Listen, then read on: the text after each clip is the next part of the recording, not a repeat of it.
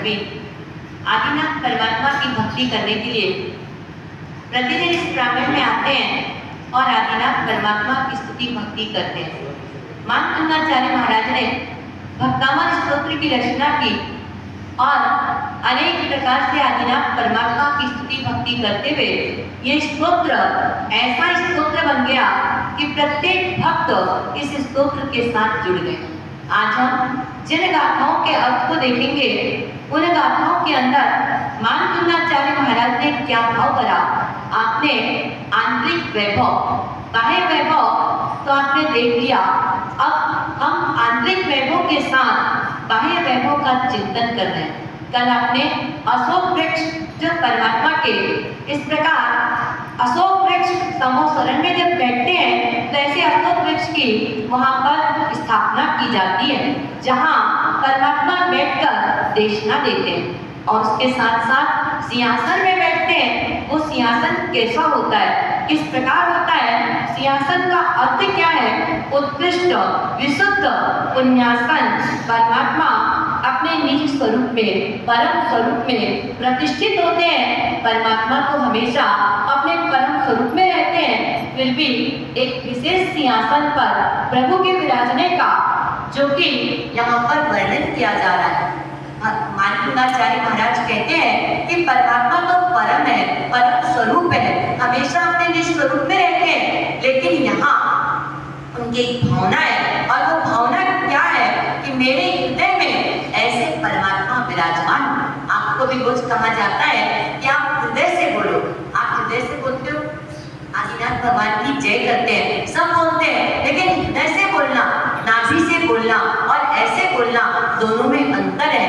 जब हृदय से आवाज निकलती है तो निश्चित रूप में वो आवाज आज जहां तक चाहे वहां पर पहुंच सकती है। मानतुंगाचार्य महाराज का यहाँ विशेष संबंध, ऐसा भावनात्मक संबंध जुड़ा हुआ है और भक्ति के साथ वो भक्तात्मा अपने भाव मंडल के अंदर परमात्मा को विराजने का एक उत्कृष्ट आसन बना रहे हैं। आसन के साथ ये चिंतन कर रहे हैं कि प्रभु मेरे अंदर इस प्रकार के कैसे भाव है। हम परमात्मा दृष्टि से देखें तो मणि यानी नाभि, मयूख यानी किरणें और शिखा यानी अग्रभाग और विविध विचित्र यानी विविध प्रकार से। मणि, मयूख, शिखा, विचित्र, यहाँ सिंहासने में ये शब्द आता है तो मणिपुर चक्र, हमारे शरीर के अंदर 7 चक्र होते हैं, उसमें मणिपुर चक्र जो नाभि के पास स्थित है और वहां से भावों की जो ऊर्जा प्रवाहित होती है वो ऊर्जा ऐसी होती है कि पूरे समस्त हमारे चेतना मंडल पर उसका विस्तार फैलने लगता है।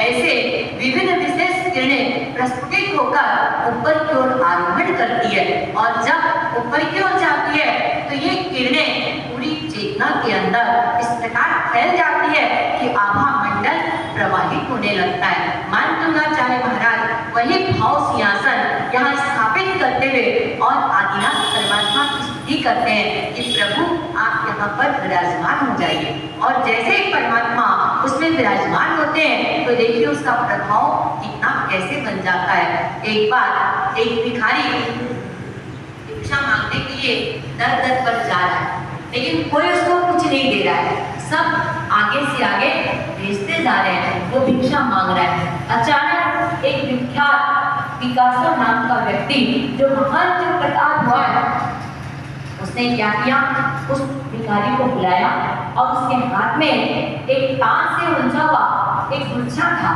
जैसे उसने उस गुच्छे को देखा, पिकासो अपने हाथ में लिया और उस पर अपना हस्ताक्षर कर दिया। जैसे हस्ताक्षर किया वैसे वो भिखारी अब नाचने लगा, क्योंकि ये तार का गुच्छा अभी तक कोई नहीं ले रहा था, लेकिन अब ये हस्ताक्षर होने से बाजार में गया तो इतनी कीमत आई कि जिंदगी भर की गरीबी दूर हो गई। कहने का मतलब एक चित्रकार का हस्ताक्षर यदि व्यक्ति की गरीबी को दूर कर सकता है तो मानतुंगाचार्य महाराज कहते हैं ऐसे 3 लोग के नाम देवादिदेव प्रभु परमात्मा यदि हस्ताक्षर मेरे सिंहासन पर विराजमान हो जाए तो फिर मेरा तो क्या कहना, मैं कहाँ पहुंच जाऊंगा। परम और चरम लक्ष्य को प्राप्त कर जाऊंगा। तो ऐसे भाव यहाँ पर मानवंगाचार्य महाराज ने भरने का कार्य किया। हम भी चिंतन करें, यहाँ पर आते हैं, रोज बैठते हैं, लेकिन साथ साथ तन से बैठते हैं, लेकिन मन से कहीं और होते हैं। जरूर है, आना है, आ गए, लेकिन मन यदि यहाँ लग गया, तभी हम कहते हैं प्रभु तो मुझे अच्छा लगता है, प्रभु तो मुझे सच्चा लगता है, पर मेरा नहीं लगता। और जब मेरा लगेगा, मेरा यानी जिस वस्तु को हम मेरा कहते हैं, उस वस्तु के प्रति राग भाव, लगाव भाव, आकर्षण भाव कितना होता है, ये हम सब जानते हैं। तो बस मानवंगाचार्य महाराज कहते हैं कि प्रभु मेरे हैं, और जहाँ मेरापन का भाव आता है, वहाँ भोग की दरिद्रता दूर हो सकती है। एक हस्ताक्षर करने से जीवन भर की दरिद्रता दूर हुई, तो यदि परमात्मा का हस्ताक्षर परमात्मा हृदय मंदिर पर सिंहासन पर विराजमान हो जाए, तो सोचिए कौन सा कार्य नहीं हो पाएगा। तो आपको हमको यही करना है। साथ साथ आज का दिन अत्यंत महत्वपूर्ण दिन है, आज 2 अक्टूबर, और जब 2 अक्टूबर आती है तो हम किसको याद करते हैं? गांधी जी को, महात्मा गांधी। उनका जीवन कैसा, जिन्होंने सत्य और अहिंसा के आधार पर हमारे को स्वतंत्र कराया। आज गांधी जी ने जो प्रयास किया, वो प्रयास हम नहीं कर सकते, लेकिन गांधी जी के बताए हुए उन मार्गों पर चल सकते हैं। उनका सिद्धांत बहुत अच्छा था, लेकिन उन्होंने ये कहा 3 बंदर के माध्यम से कि बुरा मत देखो, बुरा मत सुनो और बुरा मत बोलो। आज हम ऐसे महापुरुष की ऐसे याद कर रहे हैं 2 अक्टूबर का दिन, जब उनके साथ जुड़ा हुआ है, तो हम भी एक चिंतन करें और हमारे शेख के साथ ना हमें बुरा देखना है, ना हमें बुरा बोलना है, और ना हमें बुरा सुनना है। बस ये 3 बातें हमारे जीवन में आ जाए तो हमारा जीवन उच्चतम बन सकता है, हमारी अंतर यात्रा का सुधारक हो सकता है, और हम इस भक्तावक स्तोत्र के माध्यम से आगे आगे बढ़ते हुए अपने जीवन